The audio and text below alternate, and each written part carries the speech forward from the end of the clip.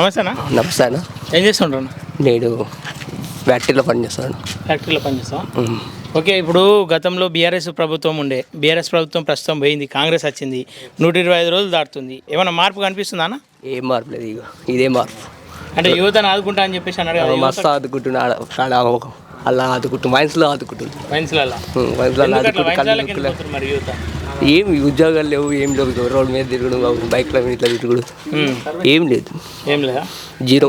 120 రోజులలో అన్నీ చేస్తాము అది అని చెప్పేసి అన్నాడు. ఏం చేసిండు? ఏం చేయలేడు. 6 పథకాలు అని చెప్పేసి చెప్పి 6 పథకాలు వాళ్ళకన్నా అవి ఏం కన్నా అవసరం.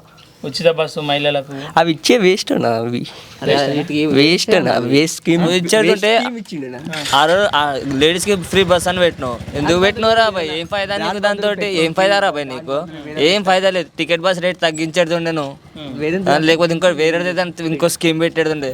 మహిళలకు ఫ్రీ బస్ అని పెట్టినావు. మరి మొగడు ఎటన్నా మొన్న మాకు ఏమి ఇచ్చినావు మళ్ళా? సరే ఇప్పుడు నువ్వు లేని వాళ్ళకి ఇల్లు లాంటివి, రోడ్లు లాంటివి, అవి ఇవంటివి. ఇప్పుడు నా ఊర్లో జాతరకు వస్తుంది, వేణుగోపాల స్వామి జాతర అవుతుంది. మరి నీ కార్యకర్తలు అల్లిల్లూరు కదా, మరి ఏమన్నా చేపిస్తున్నారు రారా? మేము బచ్చాగాని లెక్క ఉన్నప్పటి నుంచి చూస్తున్నాం ఆ రోడ్డు. ఆ కమాన్ కాడికెళ్ళి వేణుగోపాల స్వామి గుడి దాకా అట్లనే ఉంది ఆ రోడ్డు. ఆల్రెడీ అది ఆల్రెడీ శాంక్షన్ అయిన రోడ్డు. ఇంతవరకు ఎమ్మెల్యే దృష్టికి ఎప్పుడైనా తీసుకుపోయారా? తీసుకుపోయినాం కానీ అది ఇప్పుడు గతంలో మంత్రిగా ఉంది మీ రోజు నచ్చింది ఊరికి వచ్చింది, వస్తూనే ఉంటుంది కానీ చెప్పినాం ఆల్రెడీ చాలా సార్లు దృష్టి తీసుకువెళ్ళినాం. అది ఇది రోడ్డుని వెడల్పు చేయాలి, అది వెడల్పు చేయాలి అని ఆల్రెడీ చెప్పే ఉన్నాం. కానీ చూద్దాం అది పైన నుంచి రావాలి అని.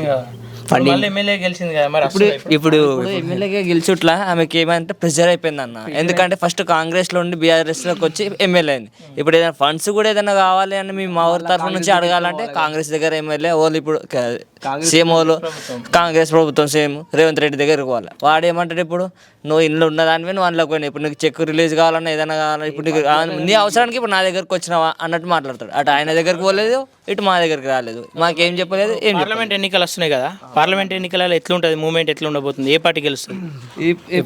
ఇప్పుడు ప్రజెంట్ పొజిషన్ చూసుకుంటే అయితే మెదక్ సైడ్ అయితే, మా మెదక్ పార్లమెంట్ సైడ్కి అయితే మేము రఘునందన్ రావు అన్న పక్కా గెలిపించుకుంటాం అన్న. ఎందుకు?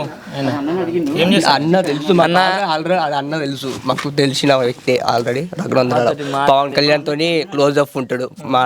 నేను పవర్ స్టార్ పవన్ కాదు, నేను జనసేన పార్టీ అంటే జనసేన ఇక్కడ లేదు కదా, మన జనసేన పార్టీ నుంచి అట్లా రఘునందన్ రావుకి అన్న సపోర్టే ఇద్దరు. రఘునందన్ మాజీ కలెక్టర్ ఉన్నాడు కానీ, కలెక్టర్ అంటే మంచిగా చదువుకున్నాడు, వరకు పరిచయం కూడా లేదు, తెలివి కూడా తెలియదు, అంత మాకు తెలియదు. నీతో మధు కూడా తెలియదు. ఆ మధు వాళ్ళ ఏరియాలనే గెలిపించలేడు, ఇక్కడ ఏడు గెలుస్తా మనసులకే తెలియదు ఆయన అంతే. రఘునందన్ రావు కూడా గతంలో ఎమ్మెల్యే ఓడిపోయింది కదా, మరి మాది జరిగింది అట్లా జరిగి ఓడిపోయింది. ఇప్పుడైతే అట్లా నైట్ కొనేసారు, కొనేసారు ఇప్పుడు నైట్ ఈ పార్లమెంట్ కదా, అక్కడ కాదుగా మరి ఈ పార్లమెంట్ అక్కడ సైడ్ అంటే మనకు కొంచెం ఇన్ఫర్మేషన్ అనేది రాదా అన్న? ఎంతో కొంత వస్తుంది. ఇప్పుడు నీవు ఉన్నావు, ఇక్కడికి వెళ్ళి ఏమొస్తుంది అన్న? ఫోన్లలో వస్తుంది మాకు. అరే ఏం రాబోయే మా సైడ్ గెలిపించుకో, మేము గెలిపిస్తాం అనుకుంటే మీ సైడ్ ఏమన్నాడే కదా, రాత్రి మంచి చేసుకుర్రా బాబు, పంచుకొని ఇక్కడ గెలిపించుకుర్రా అని చెప్పేసారు కుల్ల దోస్తులు. అంటే పార్లమెంట్ ఎన్నికలు ఎవరు గెలుస్తారు ఇప్పుడు మెదక్ నుండి చూసుకుంటే? రఘునందన్ రావు. యువత ఎవరు వైపు ఉంటారు?